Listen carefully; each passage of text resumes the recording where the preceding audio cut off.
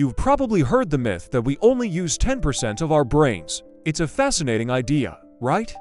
Popularized by movies and stories, it suggests we all have this massive, untapped potential just waiting to be unlocked. Imagine if you could suddenly access the other 90%. Would you gain superpowers, become a genius overnight? Well, what if I told you that the whole premise is a complete myth, and the truth is far more incredible and complex than any science fiction story? Let's start by debunking this popular misconception.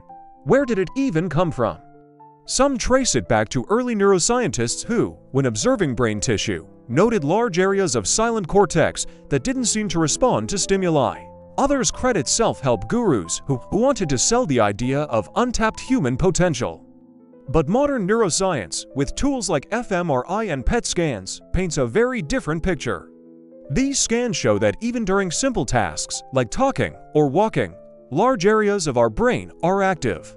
In fact, over a 24-hour period, you use pretty much all of your brain, just not all at once. Think of it like the muscles in your body. You don't use all your muscles simultaneously, but you do use all of them over time. Your brain is a highly efficient organ, and it wouldn't make sense from an evolutionary standpoint to carry around a large, energy-hungry organ if 90% of it was useless. Our brains make up only about 2% of our body weight, but consume a whopping 20% of our oxygen and calories. Nature doesn't do waste on that scale. So, let's flip the question.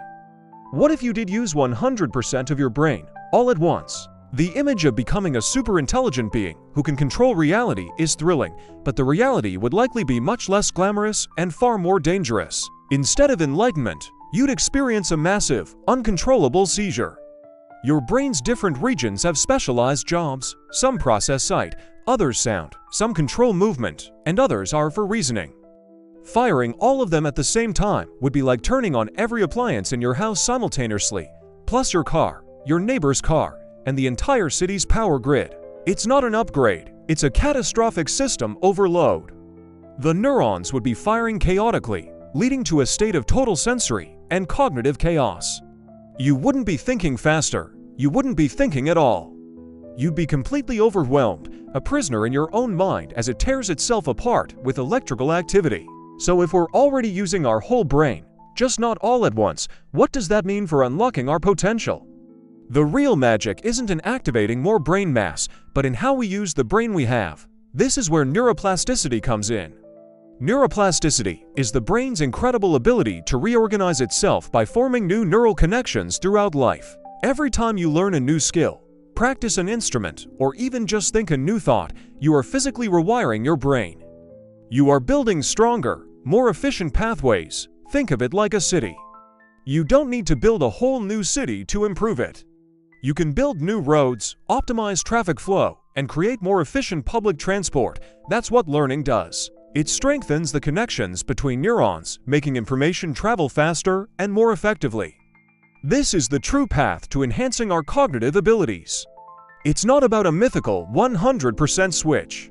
It's about dedicated practice, continuous learning, and challenging our minds in new ways. So, the next time someone talks about unlocking the hidden 90% of their brain, you'll know the truth. We are already using our entire, magnificent brain. The real power isn't in some hidden, unused portion, but in the limitless potential we have to shape and improve the brain we already possess. The human brain is the most complex object in the known universe. It's not about using more of it, but about using it better. And that's a journey that each of us can embark on every single day. So, what new skill will you learn today to rewire your brain? The possibilities are, quite literally, all in your head. Thanks for watching.